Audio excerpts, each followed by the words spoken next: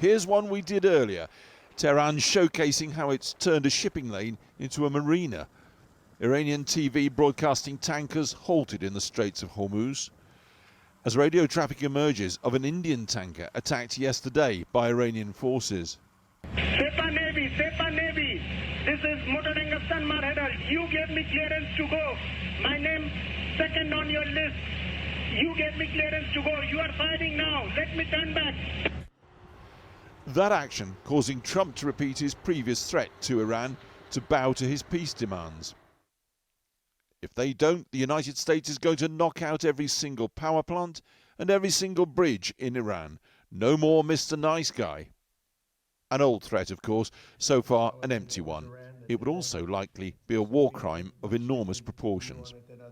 A former Israeli military intelligence specialist on Iran says America doesn't begin to understand the country. Iran will not cave in and indeed is emerging ever stronger in all this. They cope with the two strongest air forces in the world, and they managed to overcome. For them, it was winning but not losing. They still have the capacity to launch missiles and drones even today. They still hold the 440 kilos for 60% enriched uranium in Natanz and Isfahan. They still have the capacity to control the straits and actually control the artery of the international economy. So for them, yes, they suffered. They know they suffered. They're not stupid. But in terms strategically, they have the upper hand. So, suits on for Vance, Witkoff and team, the US Vice President leading another delegation to Pakistan tomorrow for talks. But who with? Iran saying tonight they won't go whilst Trump is blockading their shipping. Our policy is also step by step. Action, commitment for commitment. They take one step, we take one step. It should not be the case that we fulfill our commitments while they do not. Well, at least both sides are still communicating behind the scenes, leaving their bosses to do the posture and threat thing that both do so well. It all leaves Israel's Prime Minister looking friendless abroad, beleaguered at home. Tel Aviv last night and thousands out demanding a full inquiry into the Hamas invasion of October the 7th. Netanyahu, the clear target in all that. Up north today, anger at Israel's leaders of a different sort. The border town Kiryat Shimona in a shut-down protest at Netanyahu bowing to Trump's order to stop attacking Lebanon close by. And over that border, caught as ever in it all, Lebanese families slowly going home to the south. Very slowly, after Israel bombed bridges.